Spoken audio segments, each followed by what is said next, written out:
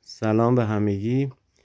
امروز ماشینمو بردم نمایندگی تا کارهای سرویس های دوره‌ایش رو انجام بدن و گفتن که یه 2 ساعتی کارت به طول می انجامه. منم این فرصت رو غنیمت شمردم و میخوام برم یه جنگل کوچیک، یعنی باقی مانده از یک جنگل بزرگ رو که به واسطه احداث این اتوبان همش تخریب شده و فقط همین قطعه کوچک باقی مانده رو ببینم. اگر شما هم دوست دارین با من همراه باشین تا به اتفاق هم سری به این جنگل بزنیم که در بین هیاهوی شهر و دقیقاً در وسط میدون هفت باغ همچنان به زیست خودش ادامه میده. اون سمت بالای تصویری که دیدید دقیقاً همون جایی که من میخوام برم و این جنگل کوچیک رو ببینم. بعد از عبور از عرض اتوبانی که واقعاً شلوغ و خطرناک هست و گذر از کنار این گلهای زیبا، از دور چشمم به این جنگل تاق خورد که در گوشه این میدان هنوز داره به زیست خودش ادامه میده. خدمت درختان تاق در ایران برمیگرده به اوایل دهه 40، زمانی که وزش بادهای شدید در مناطق کویری باعث میشد که شنها به حرکت در بیان و از مناطق کویری و بیابانی بیان به سمت شهرها و حتی باعث شد خیلی از شهرها خالی از سکنه بشه. به خاطر همین حکومت وقت که زمان پهلوی دوم محمد رضا شاه بود، تصمیم بر این شد که یک درختچه مقاوم در بیابانهای اطراف شهرها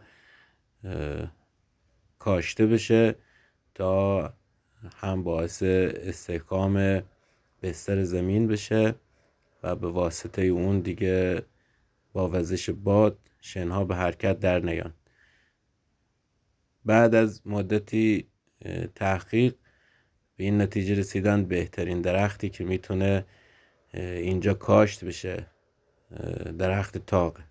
درخت تاق بسیار درختی که کم آبه، یعنی بعد از این که این نهالش کاشته شد دیگه نیازی به آب نداره و فقط با آب بارون میتونه به حیات خودش ادامه بده و همچنین بهتر از مارچ پاشی و ما به شما عرض کنم قیرپاشیه، چون هم باعث تلطیف هوا میشه، هم باعث ایجاد یک زیستگاه برای جانوران مختلف میشه و از همین رو تصمیم گرفتن که به سرعت این درخت ها رو بکارن و تمام اکثر مناطق بیابانی رو زیر سطح کشت این درخت بردن.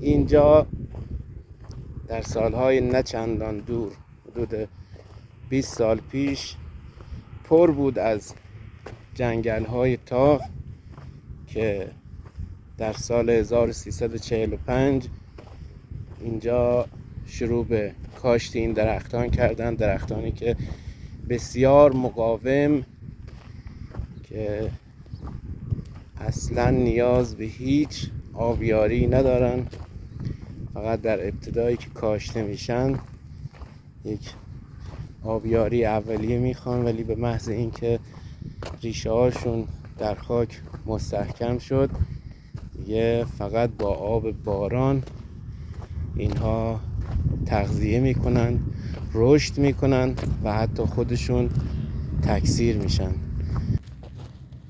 واقعا درود به شرف کسایی که این پروژه بزرگ رو اجرا کردن در کرمان. البته حد فاصله بین کرمان تا جوپار هنوز مقداری از این جنگل های انبوه تقریبا دست نخورده وجود داره که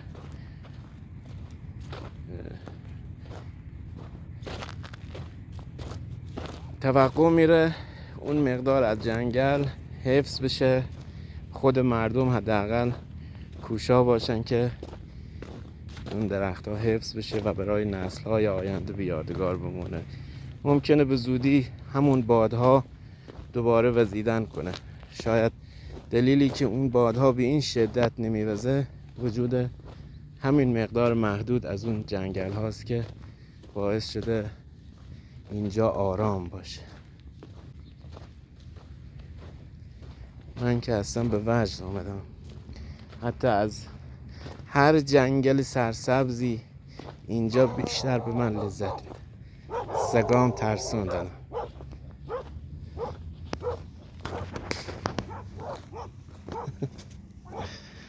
چقدر سگ بچه.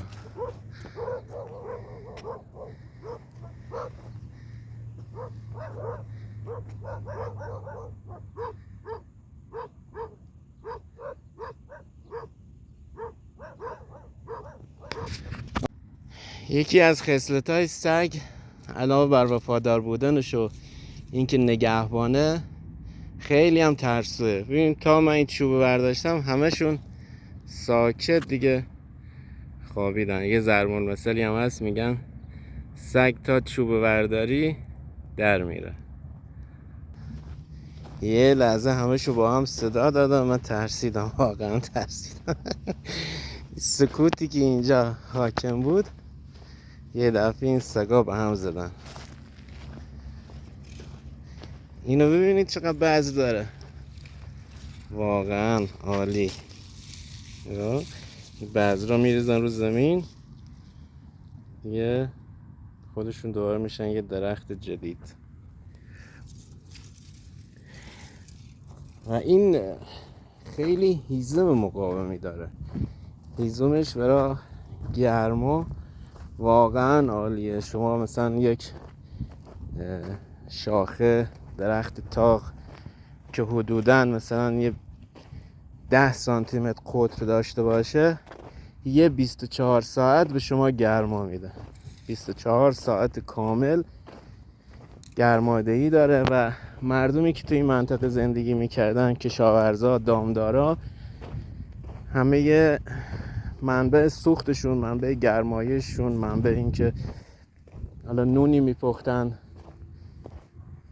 آبی گرم میکردن، همه از همین درختان تاق بوده. البته اونا در حد مصرف خودشون استفاده میکنن، ولی بلایی که به سر این جنگل ها آورد پیشرفت شهرها و شهرسازی مدرن بود. و این ساختمانی هم که روبرو میبینین پروژه 30,000 نفری استادیوم ورزشی مثل کرمان که الان به نام آیت الله رئیسی نامگذاری شده و یک پروژه کامل در همه رشته‌های ورزشی. دقیقاً جای این پروژه پر بود از این جنگل‌های تاق، همشون صاف کردن و یه همچین پروژه‌ای ساختن. دیگه من نمیدونم آیا خوبه بده، بالاخره یه گذر زمان همچین چیزایی رو هم اجتناب ناپذیره براش. متاسفانه یا خوشبختانه در اواخر دهه 70 تصمیم گرفتن که یک همچین اتوبانی رو از کرمان تا شهر ماهان که فاصله 30 کیلومتر هست احداث کنن، هم که واقعا پروژه خوبی هم هست. پروژه‌ای که بسیار اتوبان خوب که آسفالت خوب، یک فضا سبز بسیار عالی، درختان بسیار خوب در دو طرف اتوبان کاشته شده. ولی طول این مسیر که 30 کیلومتر هست رو مجبور شدن تمام این تاغزارها رو نابود کنن و این اتوبان رو بسازن. حالا این محدوده وسط میدون که یک بار هم این تاغزارها کامل نابود شدن، یعنی تمام اینا رو با دستگاه‌های راهسازی صاف کردن، درختان رو نابود کردن، ولی به واسطه این که این درخت بسیار درخت مقاوم و محکمیه، دوباره این درختان تاق این چنین از زمین سر برآوردن و بلند شدن و باز هم تشکیل یک جنگل کوچیک در وسط میدان اولیه 7 باغ دادن. البته این میدون هم زمانی که بخواد بهره برداری بشه دیگه مجبورن که همین تعداد تاق رو هم نابود کنن تا این پروژه میدون به بهره برداری برسه.